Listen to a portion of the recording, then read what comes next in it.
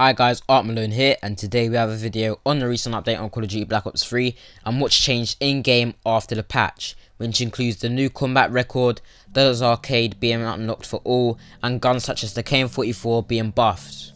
First, we're going to discuss the combat record, which now allows players to compare stats with friends. This may not be such as important news as other factors, which I'm going to discuss later, but it is something you guys may enjoy and may possibly look forward to. I don't know.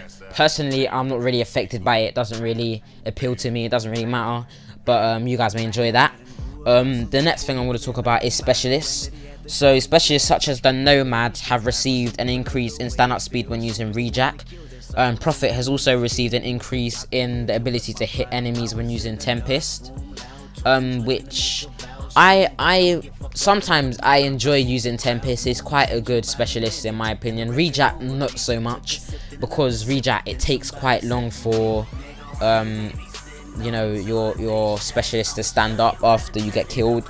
So that's kind of annoying for me anyway. That's one of the factors I don't really use it. Sparrow's also received an increase in ability to hit enemies as well. And Reaper's equalized footstep audio volume to the same audibility of other specialists. Spectre's also reduced leftover specialist power available if player died while activating the Ripper. Another thing we're going to discuss is create a class. So guns. So in terms of guns, ARs such as the ICR, HVK and KN-44 have received a long distance range increase. Most of them have also received an increase in aim stability and ADS time. The ICR has also increased in distance at long range, and the XR2 is increased in recoil control. I don't really notice recoil in the XR2. I think it's quite a well balanced gun. It hasn't really got a lot of recoil in my opinion. I think it's one of the most overpowered guns on the game. But still, they decided to patch it, and that's up to them completely. Another big topic I want to discuss is a decrease or an increase, sorry, on the recoil of the Vesper.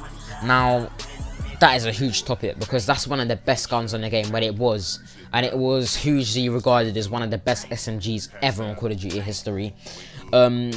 Personally, I loved the gun. I used to use it a lot.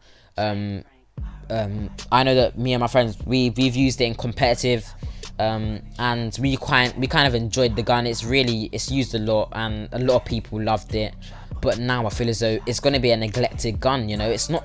I feel it's going to underachieve. I don't think people are going to want to use the gun if it has a lot of recoil like that. I wouldn't really want to use it, to be honest, because a lot of recoil for me ruins the experience of using a gun. So yeah, that's received a huge decrease in ability for me anyway. I don't think I'm really going to use that gun again. But also the Argus. Now this is another huge topic. Once again, it's received a huge increase on its range.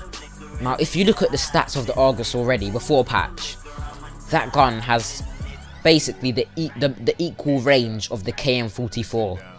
Now I know they've just patched the KN-44's range as well at long distances, but for a shotgun to have the same range as a KN-44, an assault rifle, is beyond me. It's really, it shouldn't happen. It really shouldn't happen. So that's really OP, and I feel as though they need to patch it at some point, because an assault shotgun shouldn't be that good and shouldn't be an assault rifle.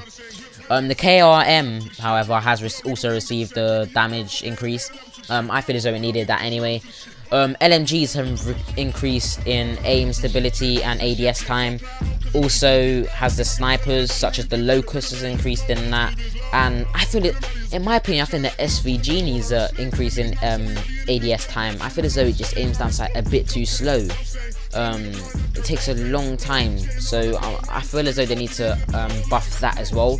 It's also increased in weapon switch speed, which isn't really that important to me anyway.